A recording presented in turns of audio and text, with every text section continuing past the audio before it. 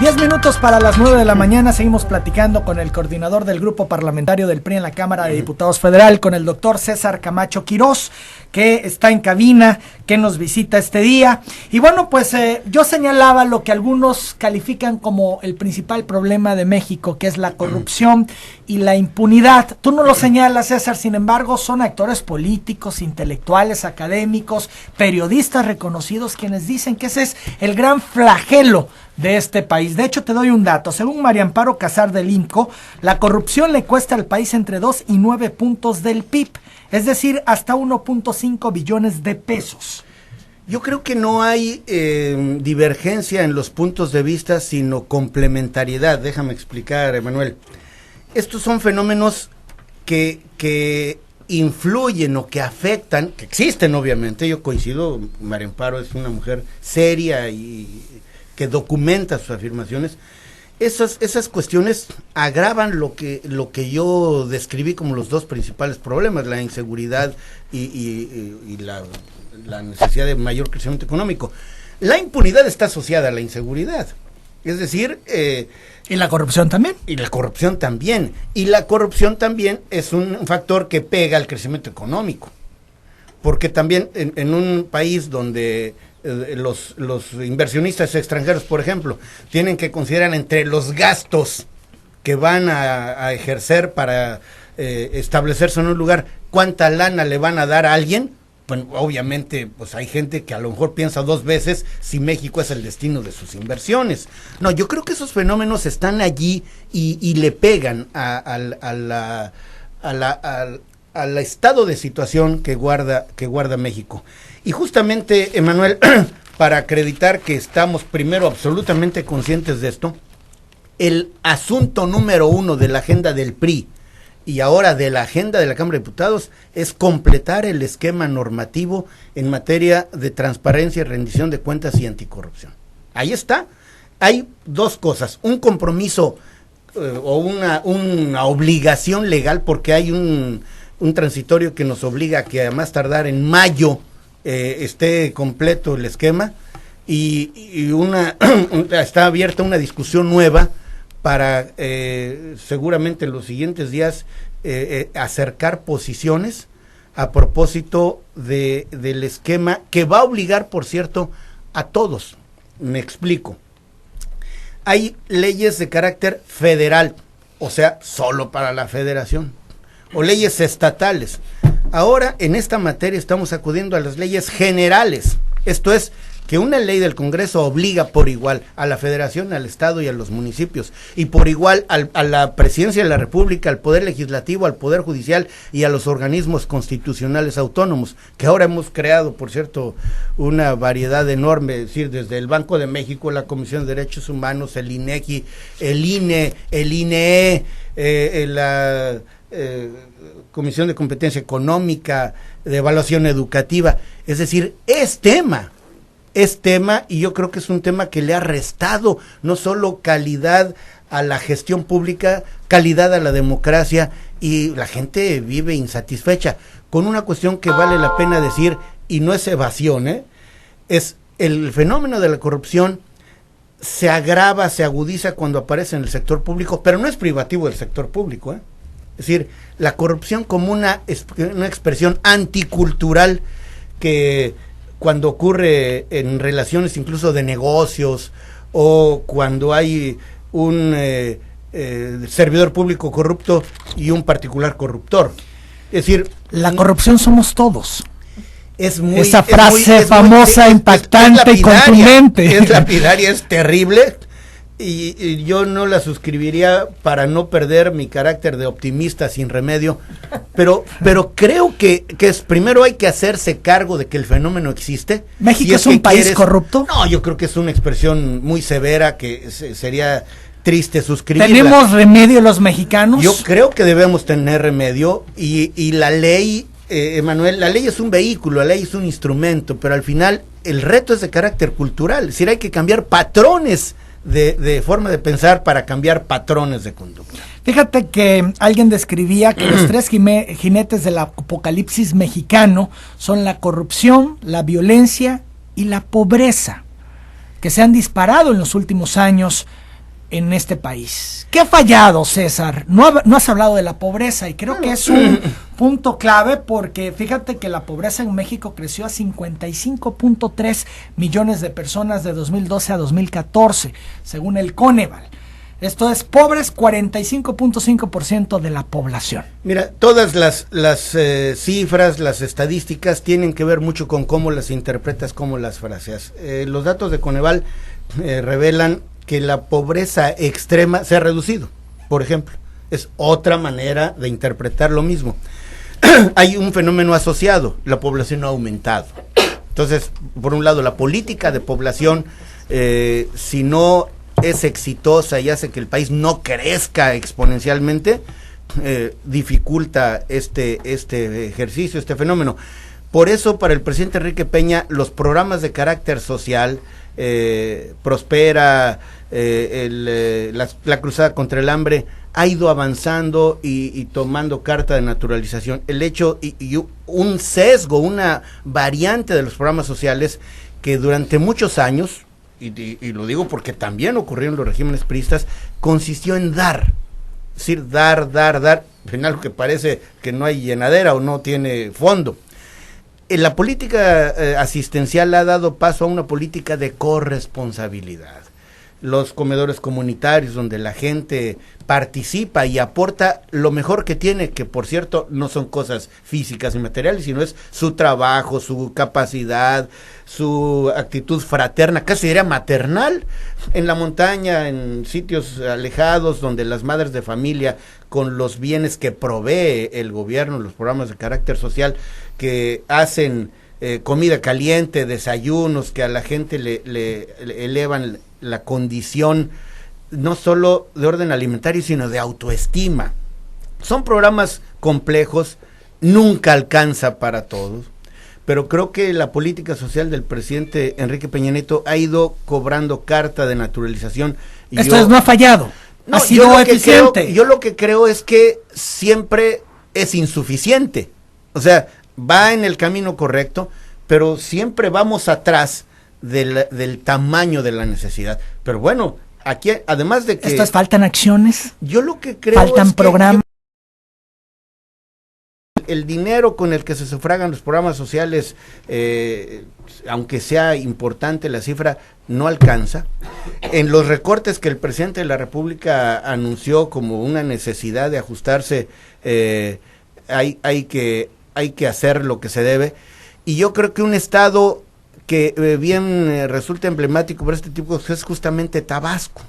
Yo creo que Tabasco sigue siendo un estado de contrastes muy agudos. Los asuntos de desnutrición que se viven aquí mismo en las cifras recientes en la capital, siendo la capital, son muy agudos, no obstante que seguramente en comunidades más alejadas lo son así o un poco peores.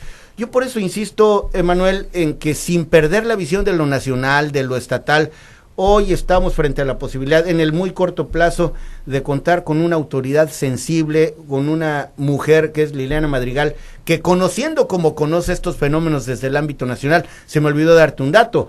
Liliana se ha desempeñado como secretaria en la Comisión de Seguridad Pública. O sea, estos asuntos de mando único y demás no le son en absoluto ajenos, sino al contrario, le son familiares, y es una mujer que contemporiza el conocimiento técnico, jurídico, político, con la sensibilidad social que te da la vida de todos los días en su comunidad, en su pueblo.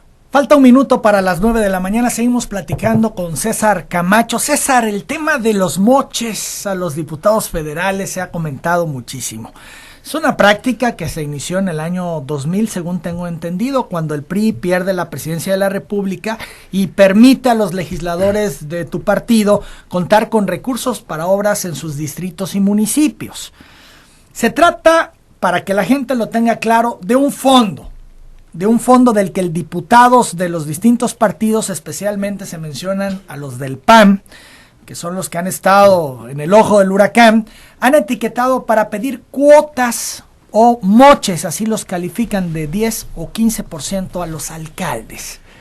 Se veía en un principio que se iban a eliminar los moches y al final no pudo, sí se disminuyó la cifra de esta bolsa, pero se siguen dando, César, y muchos esperábamos que se cancelaran en esta nueva, digamos, administración del Congreso. Yo tuve la oportunidad de estar en el Senado entre 2000 y 2006 y no había nada de eso.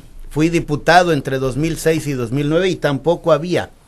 Para decirlo como es, los moches los inauguraron los mochos del PAN, y concretamente gente de Guanajuato.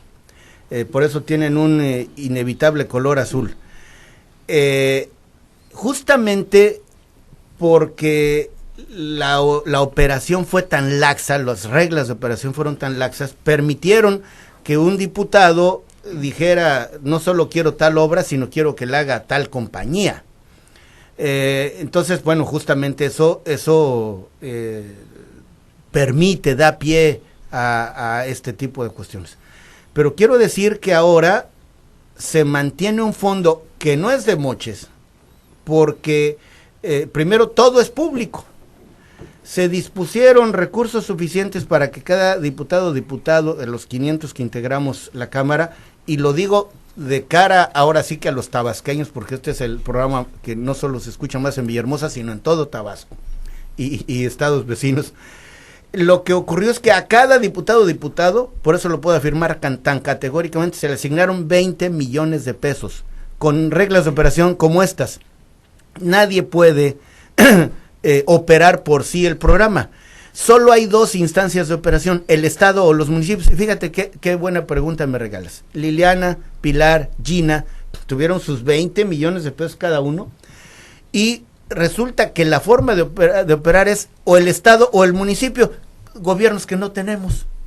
Es decir, no hay modo de que alguien diga, oye, quiero... Sí hay alcaldes del PRI. No, sí hay alcaldes del PRI. Me refiero... En Tabasco. Sí, no lo sé. Macuspana, el más grande de los que tenemos ahora. No, estoy hablando de centro. Estoy hablando del gobierno del Estado. O sea, el gobierno federal no puede ser ejecutor de estos recursos.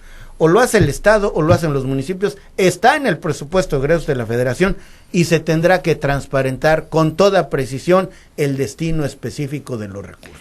¿Este tema de esta bolsa se justifica, César? ¿Tú estás de acuerdo? ¿Crees que es correcto que los diputados manejen estos recursos? Primera precisión, los diputados no manejan ningún recurso. No hay modo de que el diputado maneje el recurso. Lo que el diputado hace es sugerir dónde se aplique, y quien ejerce el recurso es una autoridad del Ejecutivo. Sugiere, pero condiciona, ¿no? No tiene modo de condicionarlo, porque una vez que está... Si no va para allá, entonces se lo doy a otra instancia que pudiera en un momento dado aceptarlo. Es que no se puede variar la asignación. Solo hubo escasos días para decir dónde, y además es público. O sea, no es, oye, si no es para Chana, es para Juana, y si no te portas bien te lo quito. Es desde el principio, va para tal comunidad, y el ejecutor, insisto, nomás hay de dos, o es el Estado o son los municipios. Y bueno, es el escaso, lo digo como lo pienso, el escaso margen de maniobra que tiene una diputada o un diputado para hacer algo por la comunidad que votó por la diputada o el diputado. 20 millones para una economía familiar son muchísimos millones. 20 millones para obras sociales y la comunidad no es nada. En consecuencia, lo que se ha hecho es de cara a la comunidad. Yo estoy seguro que Gina, Pilar, pero sobre todo Liliana, estaría lista para decir, los 20 millones que Liliana tuvo oportunidad de direccionar, que no manejar, van aquí, acá, allá, acullá, y ahí está. Es decir, es tan público que no hay modo de variar. ¿Dónde estuvo? Ya voy a echar mi resto. Se dejó en otro momento un margen de maniobra amplio para que diputado pudiera, entre comillas, jugar con los recursos, o incluso cambiar de destino a lo largo del año. O sea, te lo iba a dar a A, pero viéndolo bien, mejor se lo doy a B, y si no se porta bien, mejor a C. Y había un margen de recursos que no era para obras, sino diríamos para la operación del programa. Ahora no hay. O sea, cuando ya alguien dijo es para esta acción, ahí se queda. No hay reversa. No hay reversa. E insisto, el ejecutor del programa o es el Estado o es el municipio. Es público. Es más, yo invito a Liliana a que en algún momento, que tú lo permitas, diga, los 20 millones que se asignaron por diputado de todos los partidos políticos fueron asignados aquí y allá. Y seguro que Pilar y Gina no tendrían empacho en hacerlo exactamente igual. Bien, son las 9 de la mañana, 5 minutos. Los privilegios que tienen los legisladores contrasta, César, con la situación de crisis económica que se vive en el país. Ahí se ha cuestionado mucho el tema. Ayer informaba, por ejemplo, el Senado que en el Senado la austeridad quedó en el discurso, ya que seguirán este año incrementando el número de asesores a su servicio con un impacto adicional de 21 millones de pesos. También tiene contemplado un aumento para el pago de plazas, etcétera. Al final de cuentas es dinero público, César. Claro que es dinero público. Y entonces como que se ve diferente cuando le dicen al mexicano apriétate el cinturón por la situación económica, y los legisladores, algunos han dicho, algunos dicen, simulan que están en austeridad. Yo creo que no se valen los privilegios. Lo que se pueden ejercer son los derechos. Y hay cuestiones que no inventó nadie, nadie implantó ahora. Yo creo que como cualquier persona que trabaja tiene derecho a un fondo de ahorro, como cualquier persona que trabaja tiene derecho a una remuneración. Yo quiero decir que el grupo parlamentario del PRI decidió, y esto es, cada grupo lo hace de modo diferente, que el recurso, que por cierto antes se entregaba, diríamos, un cheque al grupo parlamentario, y a partir de allí ya nadie tenía acceso a la información de cuál era el destino final de ese recurso. Con las nuevas leyes de las que hablábamos hace unos minutos de transparencia y rendición de cuentas, no hay modo de evitar que se sepa dónde fue. Hiciste un estudio, ¿dónde está el estudio? Los costos del estudio son los del mercado. O sea, hiciste una encuesta. ¿Cómo es que con 20 preguntas que tiene el cuestionario te costó más que si hubiera tenido 100? Pues eso no se sostiene. Hoy se puede. Antes los partidos políticos y las fracciones parlamentarias no éramos sujetos obligados, ya lo somos. O sea, sujetos obligados por la ley general para que digamos a dónde llegó el recurso. Entonces, no hay modo de impedirlo. Y decía yo que nosotros decidimos, por ejemplo, que el número de personas que pueden ayudar al trabajo parlamentario sea de 2, Emanuel, 2 personas, parejo y pelón para todos los diputados. Quienes tienen a su cargo la presidencia de una comisión tienen un apoyo adicional por el trabajo de la comisión, y no son, diríamos, sus asesores, trabajan para la comisión, que en términos generales están compuestas las comisiones por 30 personas. Lo digo, por ejemplo, porque Gina Trujillo es presidenta de una de las comisiones más delicadas, la Comisión de Energía. Entonces, bueno, tiene alguien más que ayuda, sí, depende de ella porque es la presidenta, pero no trabaja exclusivamente para ella, trabaja para la Comisión de Energía. Entonces, a mí me parece que hay a veces en esto mucho ruido alrededor o mucha información a medias que justamente genera confusión. Yo soy un convencido de que si pedimos el voto, y lo hizo Liliana y Pilar, por cierto, de manera exitosa, y ganaron Centro hace menos de un año, y tienen cara para volver a pedir una oportunidad, que es el caso de Liliana, es porque están haciendo bien las cosas, y es porque una mujer de convicciones como ella estaría dispuesta, así lo ha hecho, a decir qué ha hecho con el mandato que le dieron los tabasqueños y concretamente los ciudadanos de este gran... Porque yo estoy en contra de los privilegios, pero me parece que ha habido un abuso retórico de algunos que quisieran tener un Congreso debilitado, un Congreso al que se le cayera la cara de vergüenza. Pues no, lo que necesitamos es un Congreso que refleje verdaderamente las muchas maneras de pensar, y un Congreso de gente que esté siempre dispuesta a conciliar intereses, pues por bien de los mexicanos. Por eso a mí me da mucho gusto que Liliana, que se ha desempeñado con decoro, con sentido de responsabilidad en la Cámara de Diputados, hoy tenga toda la cara, toda la autoridad moral, todas las credenciales para pedir una oportunidad más a la gente de este gran municipio. 9 de la mañana, 10 minutos, ya entrando a la recta final de esta entrevista, platicando con César Camacho. Bueno, pues el PRI cumple hoy su aniversario número 87. Fue fundado el 4 de marzo de 1929. ¿Cómo defines hoy a tu partido? Este es un partido, primero, profundamente mexicano.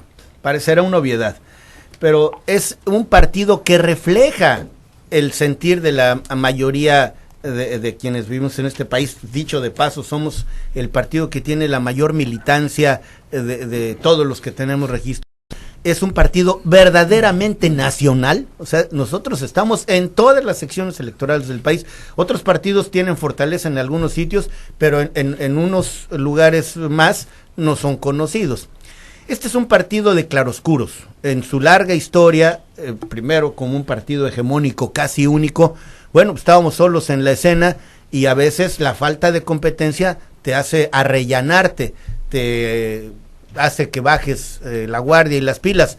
Eso nos pasó, vivimos momentos de crisis, la pasamos difícil y diríamos que el punto más duro donde tocamos fondo, pues cuando perdimos la presidencia de la República, que mucha gente, muchos analistas decían, ya ahora se va a desaparecer el PRI, porque fue un partido que nació desde el poder, entonces un partido que no está en el poder, se va a desaparecer.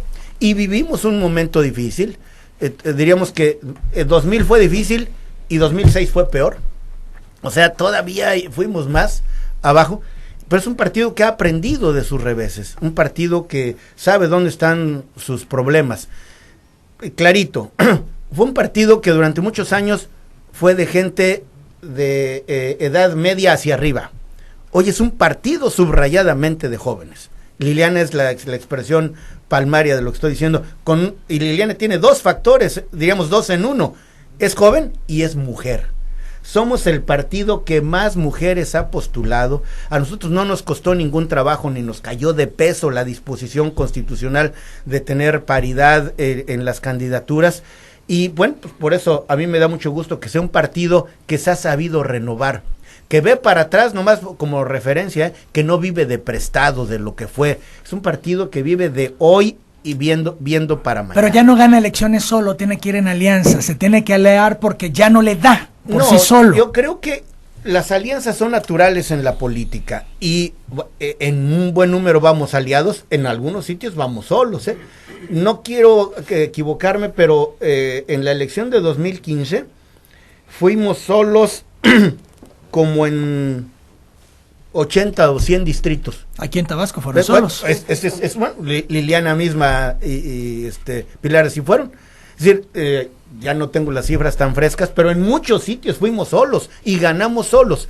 Pero déjame decirte que además nuestro reto es sí hacer alianzas. La mejor y la infalible, la alianza con la sociedad, con la gente, que la mayoría, por cierto, no está afiliada a ningún partido. Hay mucha gente con un ojo clínico bien depurado, más de lo que uno cree. Luego los políticos somos medio soberbios. No, la gente con la que Liliana, me consta, se encuentra en la calle, y algunos que no tienen partido los convence, no de que se hagan del PRI, que no andamos en campaña de afiliación, sino que crean en ella, y otros que incluso siendo militantes de otros partidos, después de un rato que le invierte, los logra convencer. Entonces, la principal y más importante de las alianzas es con la gente, esa queremos. Ahora, también se le señala mucho al PRI que no ha podido superar el asunto de impunidad que impera al proteger a sus cuadros, o algunos cuadros, no generalicemos.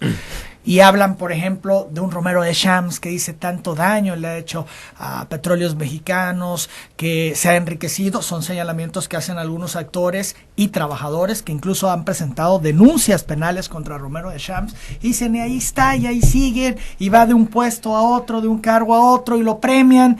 Y un personaje que exhibe, por ejemplo, sus hijos exhiben su vida, su nivel de vida, aviones privados, coches de primera, departamentos en Miami, etcétera, etcétera. Y ahí sigue, rodeado de priistas y protegidos por la cúpula del poder.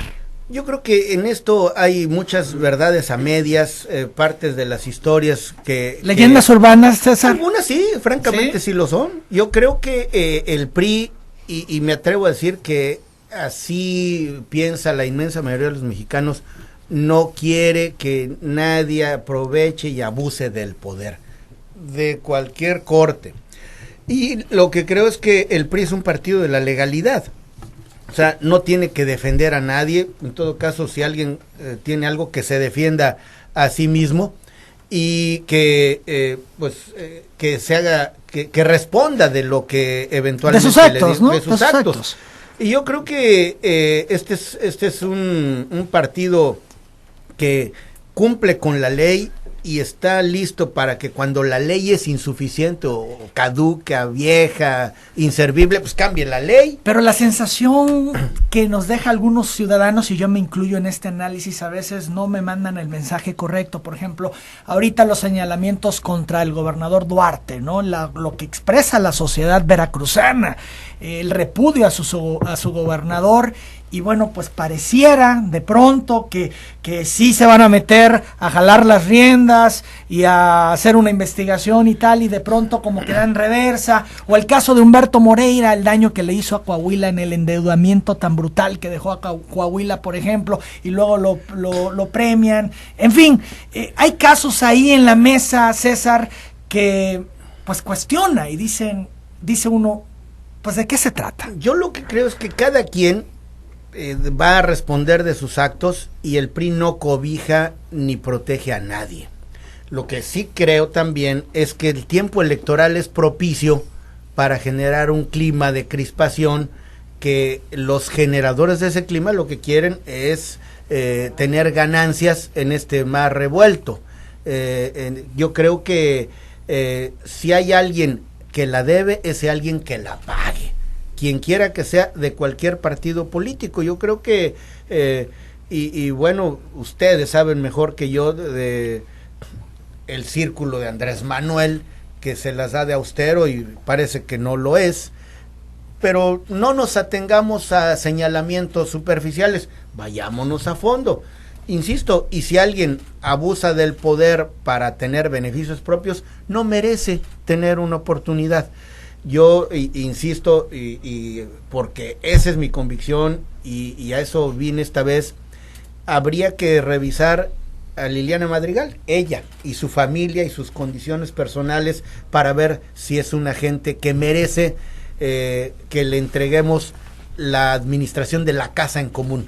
Y la casa en común pues, es el municipio, es ahí donde se lleva a cabo la vida de todos los días, y son los servicios públicos elementales. No es la paridad con el dólar, no es el petróleo, es la seguridad inmediata, es los servicios públicos con regularidad, el alumbrado, el servicio de limpia, el agua potable, el drenaje. Yo creo que ella y su conducta personal, su familia, una mujer joven, bien preparada, es la muestra de una clase política renovada que merece una oportunidad. Nos comentabas al principio de la entrevista que ayer hicieron evaluación a medianoche, se reunieron y bueno, revisaban la campaña de Liliana. ¿Cómo va? ¿Qué nos puedes decir? Nosotros estamos muy esperanzados. No desconozco encuestas y cosas de esas. Aquí lo interesante es no solo dónde estamos, sino de dónde venimos. Es decir, cuál es la línea, cuál es la curva. Bueno, nosotros empezamos la campaña Liliana remontando diferencias y bueno... ¿A qué distancia estaban cuando inició Liliana? Yo no quisiera dar cifras, que no soy un experto en los números de el municipio de Centro. Lo que sí es cierto... ¿Era mucho la diferencia? Pues era suficiente para saber que teníamos que redoblar esfuerzos. Y hoy... Esto estaba cuesta arriba. Cuesta arriba. Y hoy nuestro adversario, en principio parecía mejor posicionado, va en franca caída. ¿Quién es el PRD? ¿El candidato al PRD? Sí, Gaudián, para ponerle nombre y apellido. Mejor digo, apellido. Y Liliana va para arriba con consistencia, con fuerza, con buena organización, sumando gente. Tú dijiste al principio, bueno, ya le hacía falta porque al principio no se veía tan claro. Algunos dijeron, está sola. Primero decían que estaba sola, que estaba huérfana. Ahora le parece a algunos que somos demasiados los que estamos cerca. Bueno, ¿quién entiende, no? Entonces, lo que es cierto es que la persona la locomotora de este tren es ella.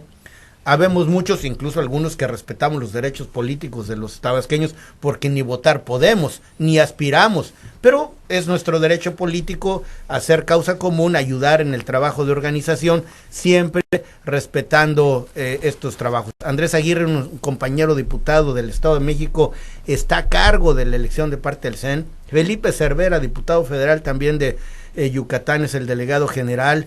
¿Qué digo de Gina y de Pilar, que están volcados con toda convicción, con todo gusto, con actitud fraterna y con compañerismo? Y una serie de diputadas y diputados, la diputada Marta Hilda González Calderón, Yarit Tanos, Nancy Sánchez, Ivette Cacique, muchísima gente que está aquí ahora mismo, decía yo al principio, una veintena de diputadas y diputados con gusto, porque creemos más allá, que sí creemos en el PRI, pero más allá creemos en Liliana. En los números que ustedes traen, ¿Liliana ya alcanzó a Gerardo Gaudiano o ya lo rebasó? Estamos, diríamos que en ese punto. ¿En empate el técnico? Punto donde estamos virtualmente en empate técnico, que siempre los que nos dicen eso es, dices, más, menos, tantos, ¿no? Pero nosotros nos vamos a atener, Emanuel, a la gran encuesta infalible del domingo 13. Y seguramente no con muchísimos puntos, los suficientes para ganar legítimamente. ¿Cuáles serán los suficientes? ¿Qué cifra pudieras dar? Es un lugar común hoy decir que por un voto se gana o se pierde. Nosotros querríamos no que hubiera un voto, sino muchos más para evitar un postelectoral que nos genere, y a ustedes más, líos, disfuncionalidad en el gobierno, que ya le urge a la gente de Villahermosa tener un gobierno estable, un gobierno eficaz, un gobierno de resultados. Se ha hablado mucho, César, que será una guerra de estructuras, que al final se van a imponer las estructuras porque la gente está cansada de las campañas, está cansada de los candidatos, está cansada de la política, que no va a salir a votar. A ver, me queda claro y conozco lo suficiente el fenómeno, que algunos le llaman fatiga electoral, o sea, ya estamos hasta el copete. Sí hay estructura, sí la hay, y puede ser un factor, pero lo más importante es que Liliana es una mujer a la que uno logra querer con facilidad. A quien la conoce, la quiere y la respeta, y quien no la conoce y la conoce en algún momento, se convence por ser una mujer de bien, una mujer transparente, una mujer derecha, con una familia estable, bien avenida, una mujer que ha hecho la carrera política en su corta edad de cara a los tabasqueños. Entonces, sí confiamos en nuestra estructura, una estructura legal, una estructura que se puede incluso verificar, que se puede medir, porque no queremos dar pretextos para un recurso jurídico, pero ella ha logrado avanzar mucho con la sociedad civil, con la gente que no tiene filiación partidaria. Si hay estructura, ¿hay dinero, César? No hay dinero. Ganas, el dinero suficiente y elemental. El PRI nunca ha tenido de más, y en esta elección, al revés, andamos ahí rasguñando. Pero será el dinero elemental, el indispensable para trabajar, pero el más importante de los recursos, que es más, que tiene valor, pero no tiene precio, es la gente derecha, que se entregó de corazón a Liliana, que ha creído en su causa, en sus ideas, en su persona. Yo soy uno de esos. César, ¿con qué mensaje nos dejas? Tienes un evento ya en próximos minutos. ¿Qué le dices al pueblo de Tabasco que te escucha hoy en Telereportaje? Al pueblo de Tabasco en general, que tenemos que seguirle apretando, que aunque algunos tenemos filiación partidaria, en mi caso diferente de la del gobernador, por encima de eso somos mexicanos, que hay que echarle ganas, que cada quien tiene una especie de parcela de responsabilidad, trabajan por su cuenta, trabajan en el gobierno, que no perdamos el optimismo por un país que es más grande que sus problemas. Y a la gente del municipio de Centro, que se vuelque a las urnas el próximo domingo 13. Sí queremos que haya mucha gente en las casillas, porque eso le va a dar más fuerza al triunfo de Liliana, y que le den una oportunidad, se lo merece. ¿Eres amigo de Arturo Núñez? Soy amigo de Arturo Núñez, tengo mucho tiempo que no tengo contacto con él. Sí, le tengo afecto, fuimos compañeros de partido. Un personaje muy cercano los une, Emilio Chaifet. Tenemos un amigo en común que es Emilio Chaifet. Y otro amigo en común, Mario Fabio Beltrones. También, yo creo que más allá de la política y las coyunturas, a los amigos no se les puede negar nunca. Lo que creo honradamente es que Arturo generó más expectativas que los resultados que hasta ahora le ha reportado a los tabasqueños. Diputado César Camacho Quirós, muchas gracias por visitarnos esta mañana. Eres un periodista ágil, agudo, directo, me gusta mucho. Tabasco y Villahermosa te merecen también. Muchas gracias, César. Que tengas feliz estancia en Villahermosa. Yo hago la pausa, regresamos, seguimos con más información. No cargar cosas pesadas, tomar ácido fólico, ir a mi consulta prenatal. Sabemos que te cuidas cuando estás embarazada y